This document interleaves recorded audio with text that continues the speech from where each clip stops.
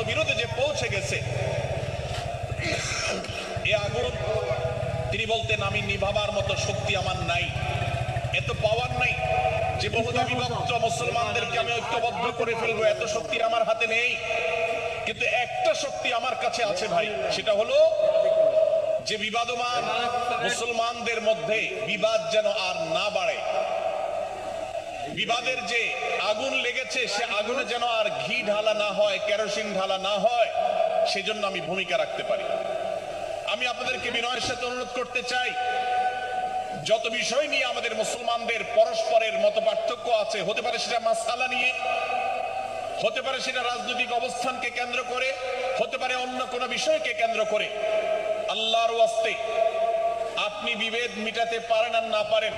বিভেদ যেন না বাড়ে সেজন্য আপনি অবস্থান গ্রহণ করবেন, বিভেদ বাড়ার ক্ষেত্রে কোনো ভূমিকা পালন করবেন না, এবং সব সময় উম্মার ঐক্য প্রয়াস চাইবেন, প্রয়াস চালাবেন, উম্মার ঐক্য চেষ্টা করবেন। আল্লাহর কাছে আপনি যে দোয়াগুলো করেন